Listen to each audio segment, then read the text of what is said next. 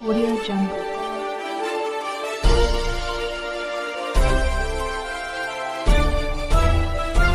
Audio Jungle.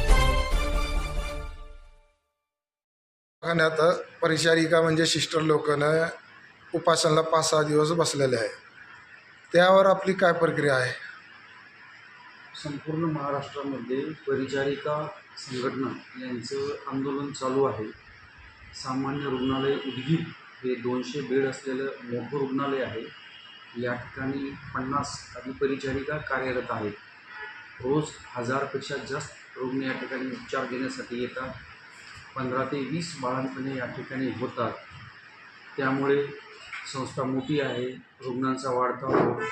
त्यामुळे sister लोकांच्या आंदोलनामुळे काही डिपार्टमेंटमध्ये थोडा त्रास होत आहे. इतर सिस्टर्स ज्या कंत्राटी आहेत त्या ड्युटीज करत आहेत, पण रुग्णांची संख्या, कामाचे प्रमाण, ताण रुग्णालय यंत्रणेवरती याचा खूप ताण पडत आहे. रुग्णसेवा विस्कळीत होण्याचीही शक्यता नाकारता येत नाही. तरी एक कार्यालय प्रमुख म्हणून आणि मला असे वाटते की हे आंदोलन लवकरात लवकर मिटावे आणि जेणेकरून आम्हाला अगोदरच्या प्रमाणेच रुग्णांना दर्जेदार व चांगली सेवा रुग्णांना देता येईल अशी माझी इच्छा आहे. आणि सरकार त्यांच्या मागण्याबद्दल नक्कीच सकारात्मकपणे विचार करून त्यांच्या मागण्या मान्य करेल आणि लवकरात लवकर संप मिटेल अशी मला अपेक्षा आहे. मग साहेब, हे लोक वेळेवर काम करत नाही म्हणून उपासनाला बसले का केलेल्या कामाची पगार भेटत नाही? नाही, ह्यांच्या मागण्या ज्या आहेत ते की यांना जोखीम भत्ता मिळावा, 7व्या वेतन आयोगातील त्रुटी, त्यांच्या नियमित वेतनाबद्दल हे काही त्यांची तक्रार नाही. सर्व कर्मचारी अधिकारी यांचे नियमित वेतन हे वेळेवरच होते. फक्त जे 7व्या वेतन आयोगाचा वेतनामध्ये काही त्रुटी आहेत असं त्यांच्या संघटनेचं म्हणणं आहे आणि जोखीम भत्ता त्यांना मिळावा अशा त्यांच्या मागण्या आहेत. बाकी नियमित वेतन हे त्यांचं नेहमी वेळेवरच होतं. मग साहेब, हे कशामुळं भेटत नाही त्यांचं?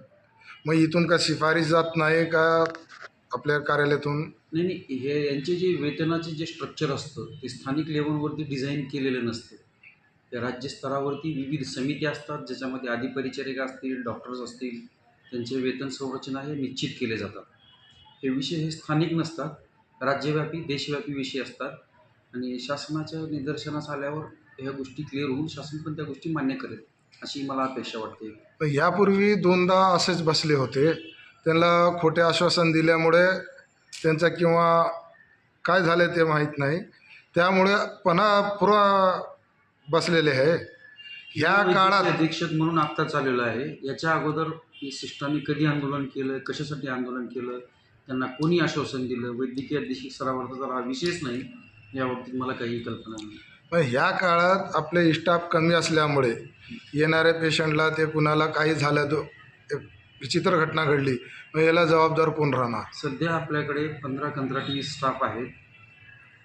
तालुका आरोग्य अधिकारी, जिल्हा आरोग्य अधिकारी यांच्याशी बोलून आपण उपकेंद्र स्तरावरच्याही काही सिस्टमचं डेप्युटेशन करत आहोत.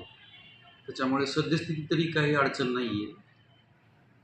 नाही, अडचण आता नाही. एखादी विचित्र घटना घडली, मग याला जबाबदार कोण राहील? सध्या आपले जे अगोदर जे डिपार्टमेंट होते ते सध्या सर्व चालू आहे.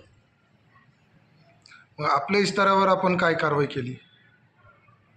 पत्रव्यवहार इथून हा राज्यव्यापी आंदोलन चालू आहे. हां, आपण फक्त उपोषणामध्ये आहे कोण आणि नाही कोण याचा अहवाल शासनाला रोजच्या रोज पाठवत असतो. मग एवढाच आपला रोल असतो. त्यांचा काही उत्तर अजून आला नाही. ते शासन स्तरावरती विचार करत असतात. त्याच्यानुसार ते अभ्यास वगैरे करून लवकरात लवकर निर्णय घेतील सर.